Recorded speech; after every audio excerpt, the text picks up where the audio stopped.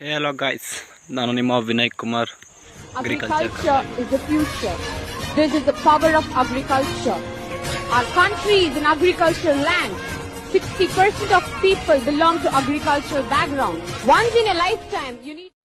ನೋಡ್ಬೋದು ಇವತ್ತು ನಮ್ಮ ಮನೆ ಪಕ್ಕದಲ್ಲಿರೋವಂಥ ತೋಟಕ್ಕೆ ಸುಣ್ಣ ಮತ್ತು ಗೊಬ್ಬರ ಹಾಕೋಣ ಅಂತ ಬಂದಿದ್ದೀವಿ. ನೋಡ್ಬೋದು ಫಸ್ಟು ಈ ಥರ ಎಲ್ಲ ಸುಣ್ಣ ಈ ಮೇಲೆ ಎಲ್ಲ ಪೂರ್ತಿ ನಾವೇನು ಬಡ್ಡೆ ಆಗಲಿ ಬಿಡಿಸೋದಾಗಲಿ ಕೋಲ್ಗುದ್ಲಿ ಒಳೆ ಎಳ್ದು ಕೊಡೋದಾಗಲಿ ಏನು ಮಾಡ್ತಾಯಿಲ್ಲ ನಾವು.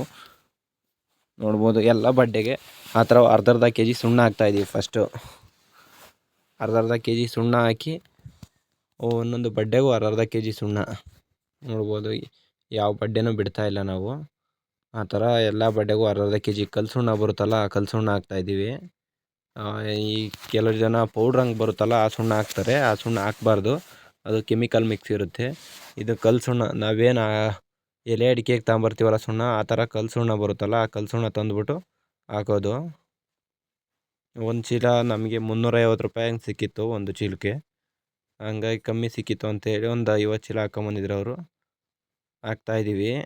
ಈ ಥರ ಹಾಕ್ಬಿಟ್ಟು ನಾವು ಡೈರೆಕ್ಟ್ ಗೊಬ್ಬರ ಹಾಕೋದು ಇದ್ರ ಮೇಲೆ. ಗೊಬ್ಬರ ಯಾವ ಥರ ಹಾಕ್ತೀವಿ ಅಂದರೆ ನಾವು ಬಡ್ಡೆಗೆ ಹಾಕೋಲ್ಲ ಗೊಬ್ಬರ. 4 ಗಿಡದ್ದೇನು ಸೆಂಟ್ರ್ ಐತೆ ನೋಡ್ಬೋದು. ಎಲ್ಲ ಗಿಡದ್ದು ತೋರಿಸ್ತಾಯಿದ್ದೀನಿ ನೋಡ್ಬೋದು. ಎಲ್ಲ ಗಿಡದ 4 ಗಿಡದ ಸೆಂಟ್ರಿಗೆ ನಾವು ಗೊಬ್ಬರ ಹಾಕ್ತಾಯಿದ್ದೀವಿ. ಏನಕ್ಕಪ್ಪ ಅಂದರೆ ಅವ್ರ ತೋಟ ಗೇಯಿಸ್ತಾಯಿಲ್ಲ, ನಾವು ಗೇಯಿಸಲ್ಲ. ನಮ್ಮ ಮನೆ ಪಕ್ಕದಲ್ಲಿರೋದು ಅವರು ಗೇಯಿಸಲ್ಲ. ಅವರು ಗೇಯಿಸಿ ಸುಮಾರು ಒಂದು 10 ರಿಂದ 15 ವರ್ಷ ಆಗೈತೆ ಅವರು ಗೇಯಿಸಿ. ಈಗ ಬಡ್ಡೆಗೆ ಹಾಕಿರೇನಪ್ಪ ಆಗುತ್ತೆ ಅಂದರೆ ಬೇರೆ ಮೇಯಕ್ಕೆ ಬರುತ್ತೆ ಅನ್ನೋ ಕಾರಣಕ್ಕೋಸ್ಕರ ಬಡ್ಡೆಗೆ ಹಾಕ್ಸಲ್ಲ ಗೊಬ್ಬರ.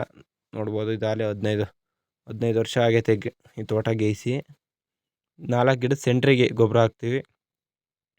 ನೋಡ್ಬೋದು ಈಗ ಹಾಕ್ತಾರೆ, ಯಾವ ಥರ ಹಾಕ್ತಾರೆ ಅಂತ ತೋರಿಸ್ತೀನಿ ನೋಡಿ. ಅಲ್ಲಿ ಹಾಕ್ತಾರೆ ಅವ್ರೀಗ 4 ಗಿಡದ ಸೆಂಟ್ರಿಗೆ ಆ ಥರ. ಇಳುವರಿ ಮಾಮೂಲಿ ಏನು ಗೇಯ್ದು ಇದು ಮಾಡ್ತಾರೋ ಅದಕ್ಕಿಂತ ಒಂದು ಕೈ ಹೆಚ್ಚಾಗೆ ಬರುತ್ತೆ ಹೊರತು ಯಾವುದೇ ಕಾರಣಕ್ಕೂ ಏನು ಕಮ್ಮಿ ಬರೋಲ್ಲ ಇಳುವರಿ. ಒಳ್ಳೆ ರಿಸಲ್ಟ್ ಬರುತ್ತೆ. 1-2 ವರ್ಷ ಬೇಕಾದರೆ ಮಾಡಿ ಟ್ರೈ ಮಾಡಿ ನೋಡಿ. ನಿಮಗೆ ಸಕ್ಸಸ್ ಅನಿಸ್ತು ಅಂದರೆ ಮಾಡಿ, ಇಲ್ಲಾಂದ್ರೆ ಮಾಡೋಕ್ಕೆ ಹೋಗಬೇಡಿ. Tata bye bye.